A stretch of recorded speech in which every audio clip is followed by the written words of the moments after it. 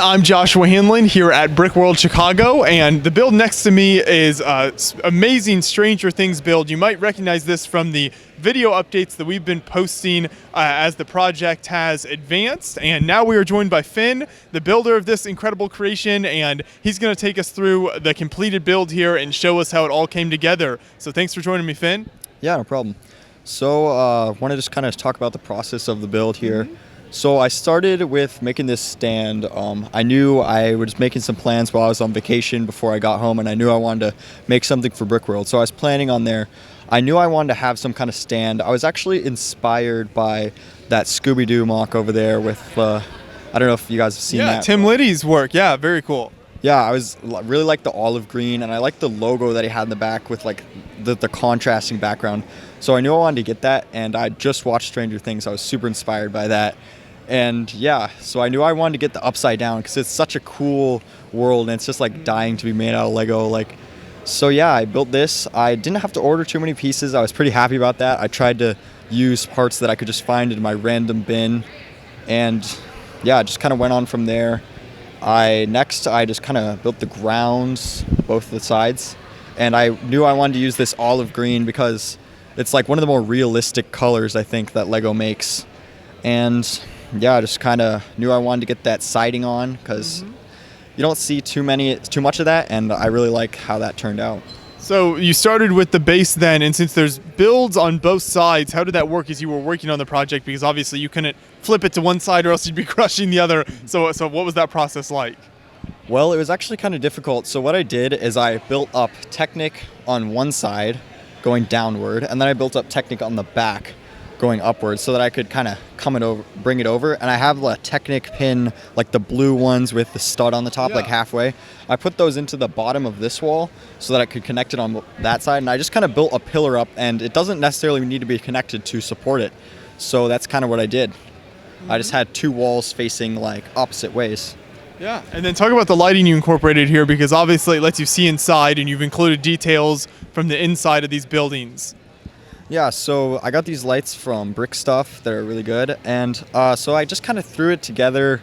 It was kind of a last minute thing, the lighting, but I knew I was kind of like, when I was designing this, I knew I should include that flashing lighting because it's just such a cool like thing that you can just make so easily with this. So in the back, there's a ton of just random wires. I didn't like work as hard to hide the wires, but yeah, just put them as close as I could to the front of the window because they're Yeah, well, it definitely adds a lot to the build. So maybe talk about some of the differences between the top half here and then the more, darker, torn down, upside down half, and how you can see it's similar structures, but how you changed up some of the parts there. Well, what I did is I wanted to make it everything, obviously dead for the upside down. So I tried to make it as similar as I could. Just using like the darker colors of I used the light gray for the roof on the top. And then I used the dark gray for the roof, not for the roof, for the sides on the bottom. Just like darker tones of everything is kind of how I did that. Just, yeah. Yeah, much more, dead look to the whole bottom part for sure. And even what you did to adding some to the branches and the trees to kind of some of those pieces very good as well. Yeah, I used the Kylo Ren buildable figure actually for a lot of the trees because you can see like the leg plates there and the hand at the end. I just kind of threw that on there. But yeah, I just went through my bin, took out all the random black pieces I could, and yeah, just put them on the top there. Just kind of threw them on. And it looks like there's sort of a steel bar structure going up there. So how does that keep the whole thing together? Yeah, so that actually wasn't me. I didn't make the bar. That was my dad. Okay. He's like into welding and stuff. So what I did is on the back, I have these two holes. I don't know if you want to film it, but I tried to just make them as sturdy as I could and try to fit them in there. They're just nothing like Technic really connected. I'm kind of surprised it worked, to be honest. Like, it's just like held on by just bricks like going together, and yeah, that's how I did that because I knew I wouldn't be able to just set it on the ground, so I needed a stand. What's this like strength-wise? You saw the videos, giving updates on the whole build throughout the process, but now you've actually brought it to a show here. So what was that like? Well, the transport went really well for me, surprisingly, coming from pretty far. So yeah, the strength, it's pretty sturdy actually. So like here I can, Okay. I mean, it's not moving too bad. And yeah, the trees are actually pretty hard to get off even. Like it's pretty sturdy, the whole thing. Yeah, well, it certainly turned out amazing and very recognizable if you're a fan of Stranger Things. So this is kind of my second part of the Stranger Things builds here. This is my Mosaic that I took a while.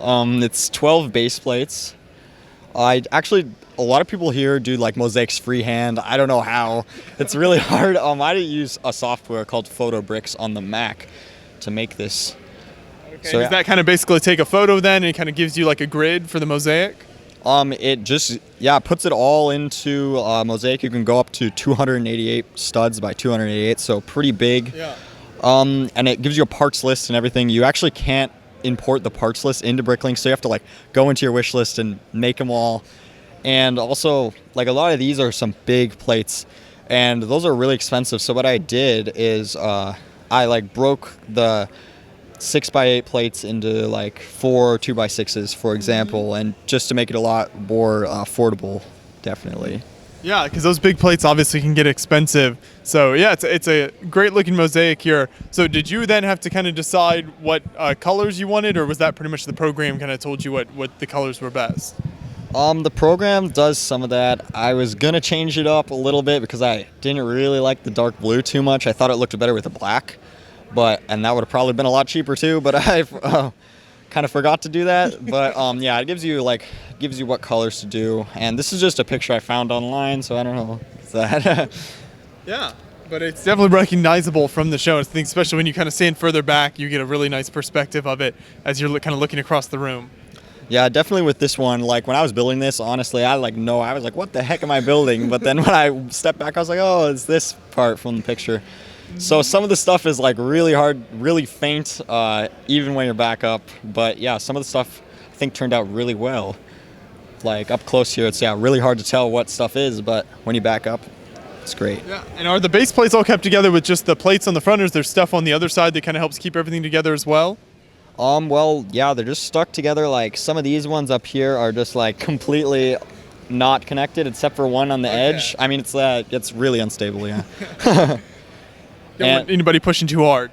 Yeah, definitely not. I almost knocked it over a couple times because it was standing in my living room for like a week. But yeah, I was gonna tape the back, but I forgot the tape, and yeah. But yeah, it's a very nice addition to the very detailed, awesome house that you built over there. So it's a bigger, eye-catching piece as well. So thanks so much for bringing it to the show.